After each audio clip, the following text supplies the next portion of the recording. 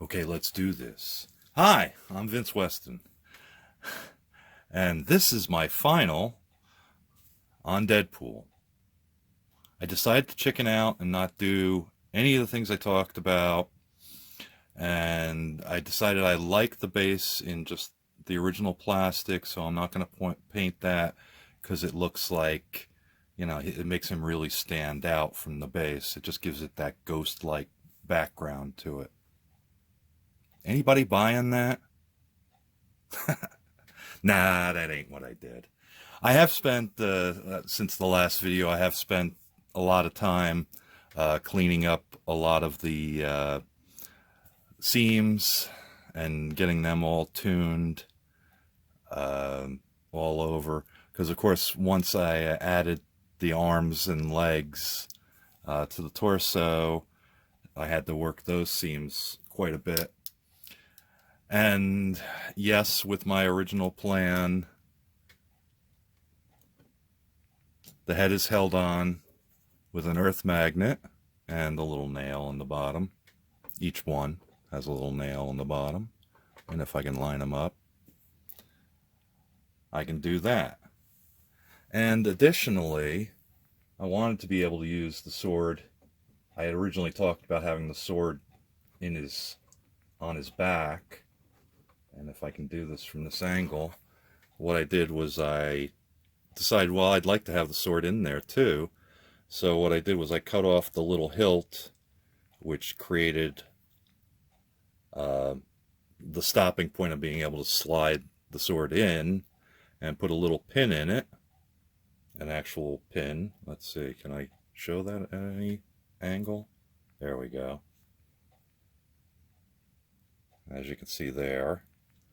So that I can just, by friction, and I off-centered the pin so I could get the alignment right. And then got that so I can come here and put that back there like I had originally planned.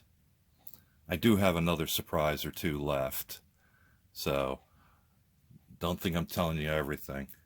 And of course, I did discuss having a hood when he was not wearing his hood. And I made this. It's actually tissue paper, you know, wrapping tissue paper with tissue paper, nose-blowing tissue paper put over top. And I squeezed it and squunched it and painted it. So it's got on the back a little mask. And then I can hopefully do this.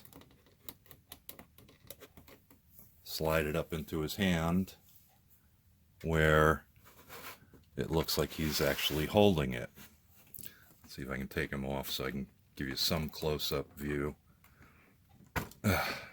He's pretty well in there.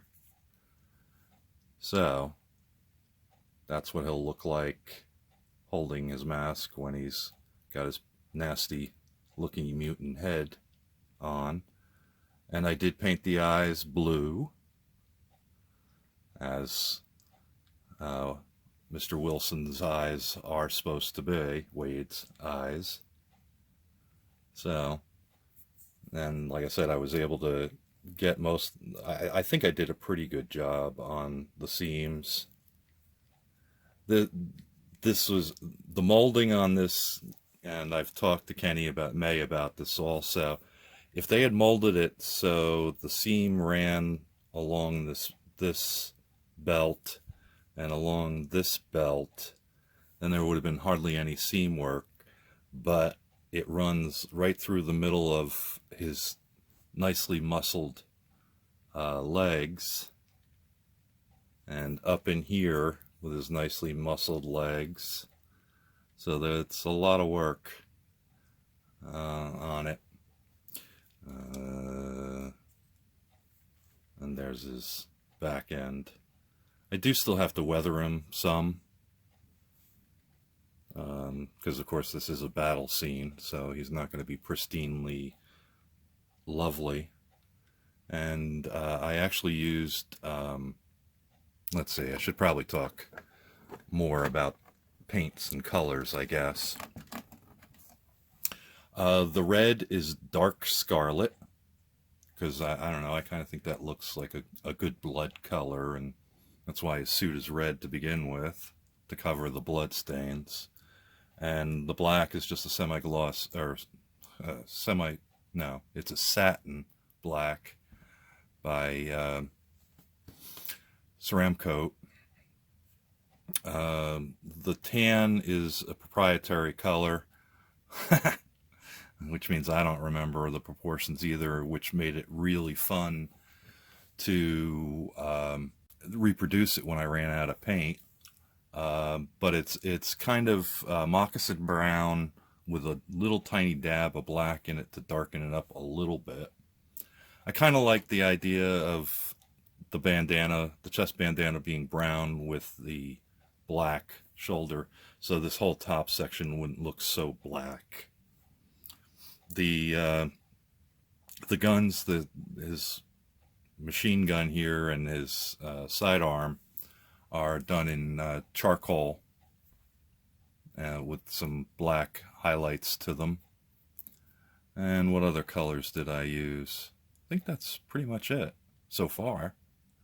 Yes, I still have to paint the base, so that's the other fun part that's coming up I have to work on, and of course weathering him. So, but you know, being able to replace the heads at will is kind of a nice thing. Wasn't really hard to do. Basically, I don't remember if I described this last time, but that was a month ago anyway, so nobody would remember. There is a little bit of a circle here that goes at the bottom of the neck stem, or the head stem, which I cut off, and I use those to mount inside the neck. As you can see, it's painted red. Since I sprayed red first. So I was able to mount the earth magnet inside that, and like I said, I put little tiny nice little nails. I cut them off short so they'd fit in here, and epoxied and super glued them into place. I don't remember exactly which one I did use. So there was something else interesting. Probably not to you, but to me it was. No, and everything else is pretty much black and browns and red.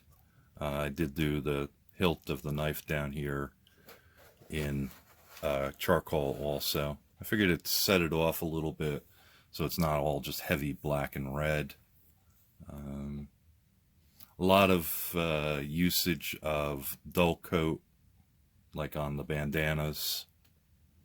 And like I said, the body was, I coated with satin varnish to tone it down a little bit, but still give it a little reflectiveness. I probably should have gone dull coat with that too, but, you know, I figured, it's a leather outfit kind of, so I'd go with that. Why? Anything else exciting? No. So basically that's where I'm at. No, I am not done. I still have to do the base, and then we'll be finished. And if it's anything like how long it took me to do the figure, don't expect to hear from me for another month. Oh, I should probably show you the head a little closer. I don't know if you had a nice close view of Wade Wilson's head. Kind of used, since this was supposed to, the reddish pieces inside were supposed to look like muscle, from what I could tell from the detailing. So I used a pinkish, a pinkish color, and then gloss coated it. Slight intermission there, sorry. One of the serfs came down to the dungeon, so I had to whip him back into shape. But that's kind of where I'm at, and I think I've covered most of it so far. There will be another surprise or two to the final. So I'll say thanks for watching, and we'll talk to you later. Bye-bye. Thank you for watching Vincent Weston Models Foam the Dungeon.